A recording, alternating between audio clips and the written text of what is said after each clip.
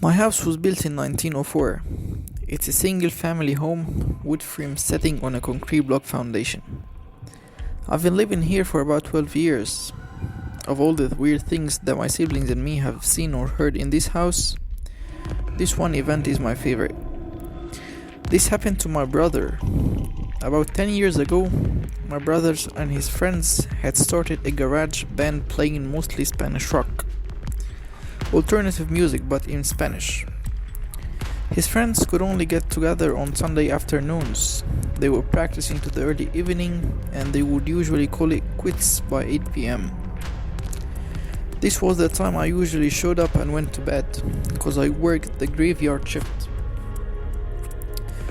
This happened in late fall, so the days were getting shorter. They had just finished a long session when the decision to head to someone else's house came about. My brother handed his car keys to his buddy so they could load up the equipment. Everyone had filled out of the basement, but the tricky part was that they needed to walk all the way to the back of the basement, up the back stairs, through the kitchen doorway, down the hall into the living room and out into the front porch.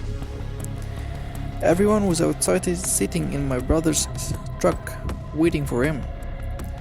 My brother was walking up the back stairs when he remembered that he had left his pancakes in and he has to go to the basement. So he made the decision to go back.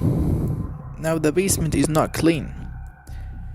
With full side lines, there have been partitions made and the boiler and main heating unit are right smack in the middle. So after my brother walks back, he's about to retrieve his food container when out of the corner of his eyes he sees it. It's a shadowy figure, right at his peripheral vision. This feeling of dread and uneasiness washed over my brother. We'd been taught that if you are in the presence of a spirit or ghost and you felt a bad vibe, to say quick prayer or to cuss at it. My brother chose the latter. He basically just told it, "Hey, the F word, you. I don't have time for this shit." My brother started to walk to the back of the basement and briskly up the stairs, closing doors and turning off lights as he was walking out. The light switch is on the opposite side of the front door. Luckily, the door was open and the light from the street lamp was flooding the living room with its amber light. My brother said he felt something at his back, but at no point did he turn around. As he flicked the last switch, the living room went dark, as did the rest of the house. As he stepped out, he pulled on the door, closing it behind him. Still holding his food container in one hand, he jogged down the full porch steps.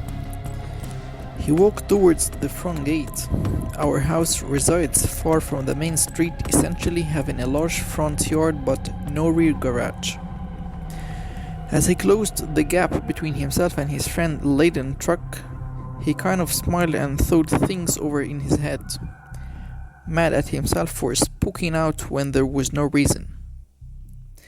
He climbed into the driver's side of the truck, putting on his seat belt and getting ready to pull out of the parking spot directly in front of the house when one of his friends asked, "Hey, wait, what about your brother? Isn't he coming with us?" My brother answered, "What do you mean?" "He went to work early tonight. He was already gone. Do you see his car anywhere?"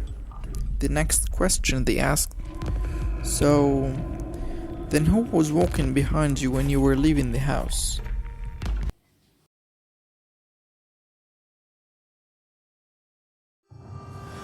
I was babysitting my niece once while I was staying at my brother's place, and they had the baby camera set up so I could see her on the little TV it came with. I was studying and started dozing off when I heard some whispering and realized it was coming from the monitor. I initially thought it was some feedback or something, but when I looked at the TV, there was a dark shadow near my niece's crib. I've never been more terrified in my life, but the shadow was clearly there where it hadn't been before. I ran to my niece's room and looked around and saw nothing. But I took her the hell out of there. I went back to the TV and the shadow was clearly gone. I told my brother what happened and he pulled me aside and told me not to mention it to my sister-in-law because she would freak out. But that he had seen that same thing several times now with the same whispering. They stayed in that house for about 4 more years, and when my niece was just learning to talk, she would tell her mom about her special friend. To this day, it scares the shit out of me. When they moved out, my brother told me my niece had become inconsolably sad because she would miss her friend. Her mom would tell her she could bring him along, but all she could say was that he couldn't leave the house. We have never to this day told her about that damn shadow, and she apparently never saw it.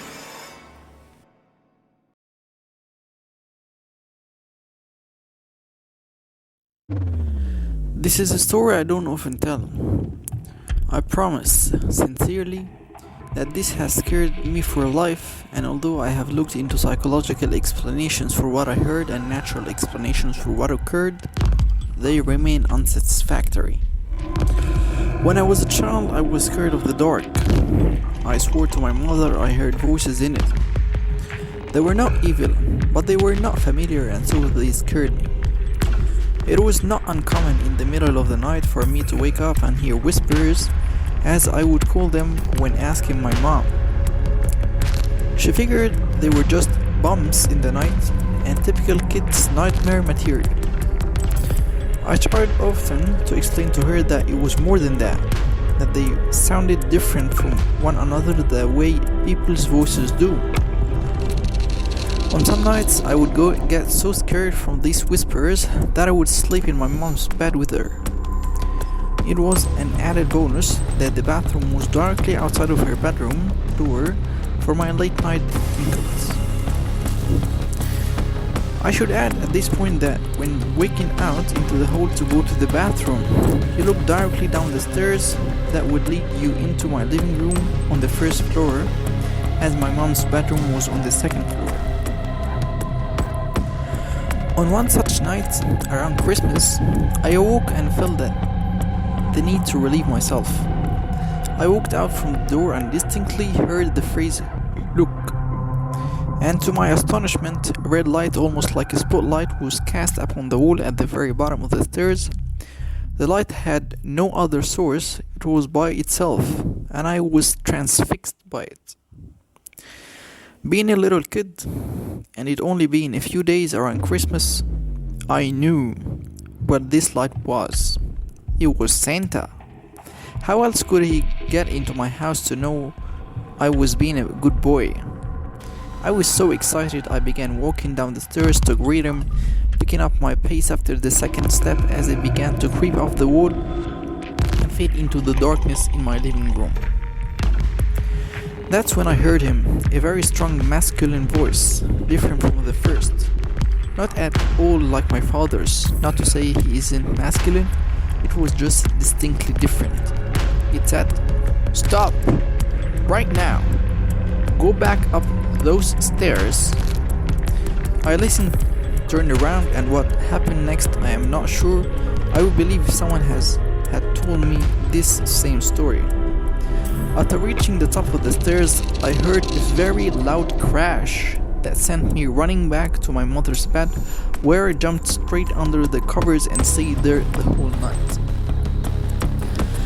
When we woke up the next morning, this poinsettia lights, little Christmas flower lights that glowed red, my mother had put on the railing down the stairs were pulled straight down to the bottom of the stairs, some broken from what seemed like a forceful tear, laying in a single pile. The dry sink in my living room had fallen from the wall. My mother couldn't explain it. My father was worried. We had been the victims of a home invasion. My sister was crying. There was nothing missing. Nobody had broken in. There didn't seem to be any reason this had happened. And then I saw it, and I kept quiet about it because I was so afraid that I couldn't force words out of my mouth. There, on the edge of the wooden dry sink, which had been facing up, were 3 indentations where the finish on the wood had been burned. Almost as if in a forceful grip, something down there and grabbed it and threw it down. There was what that bang was. I was mortified. After that day, I never heard a single voice again. I didn't like to imagine what was waiting downstairs for me that night, if it was anything at all. But I can tell you that the reality was that something had physically acted upon 2 things in my house near the bottom of the stairwell. After this, I'd never heard another whisper again, which is sad, because in some ways I would have linked to thank the main masculine energy that had stopped me from going down those stairs.